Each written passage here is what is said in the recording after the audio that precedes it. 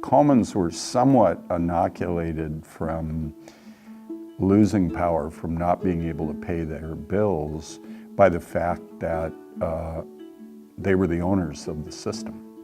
Tacoma Public Utilities was publicly owned by the ratepayers, by Tacomans, and having a certain amount of compassion or a certain amount of understanding that people needed power, that was built into the way we had built our utility system. There's no great individual hero, or leader who comes in and comes up with a solution like this.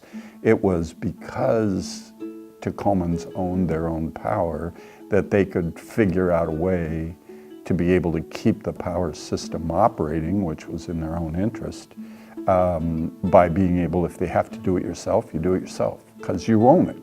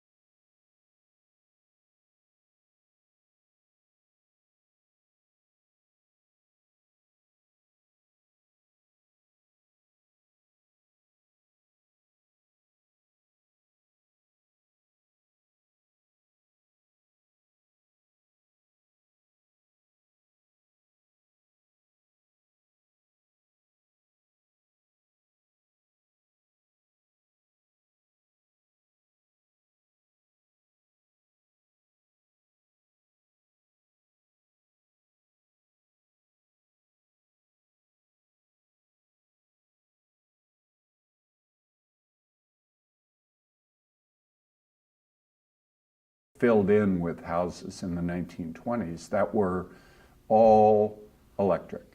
They were dependent on electricity for not just lights and the stove in the kitchen and the appliances, but their primary heating source as well. So all those little Tudor style.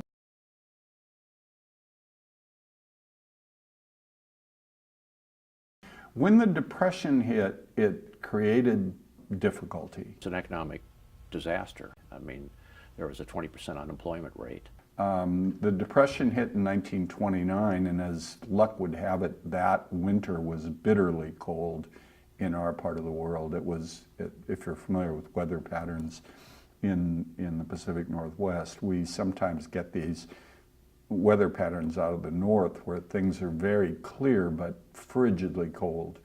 And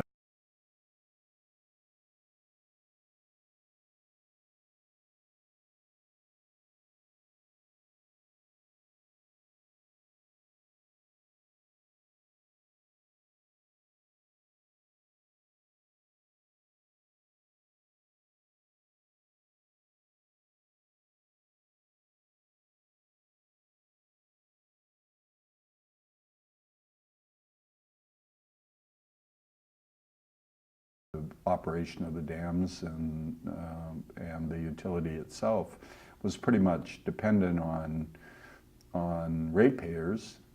It was publicly owned, so they couldn't really go to banks in a conventional way, and so it just became a very difficult time. And without electricity, whole neighborhoods were unable to heat their homes. I mean, it got pretty major. And it was about that time that one of the positive things about publicly owned power began to kind of take effect, it was possible for Ira Davidson, the engineers, the people running public utilities, to be able to provide power to the needy without, without having to charge rates. As you probably know,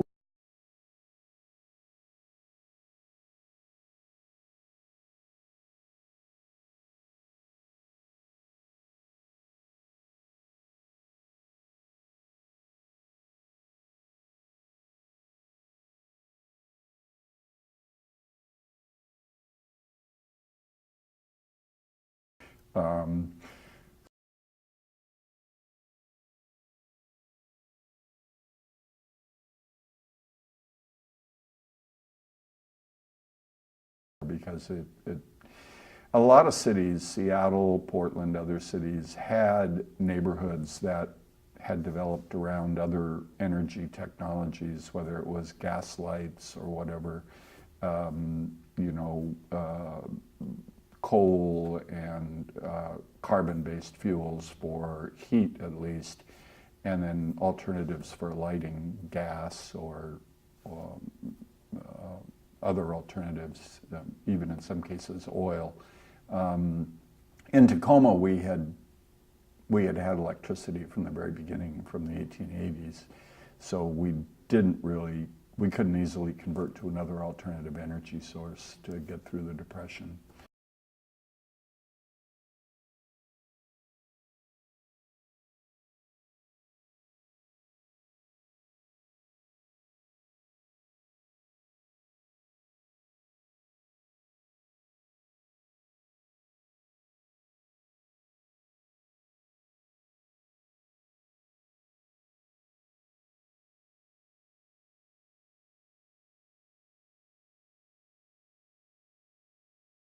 Able to keep the power system operating, which was in their own interest, by being able, if they have to do it yourself, you do it yourself, because you own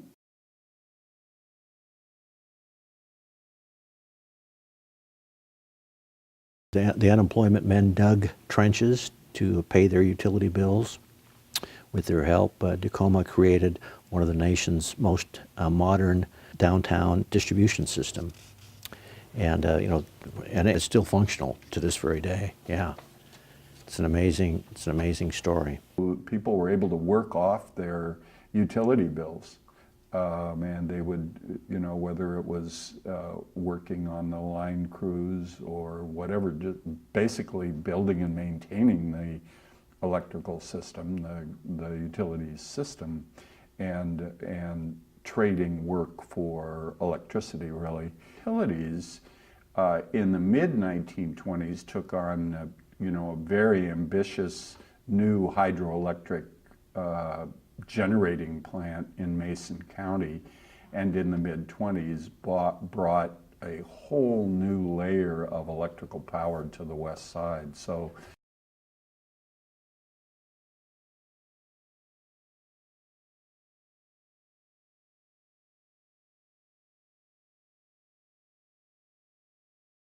you have this picture of these people whose ratepayers are actually owners, working for their own company.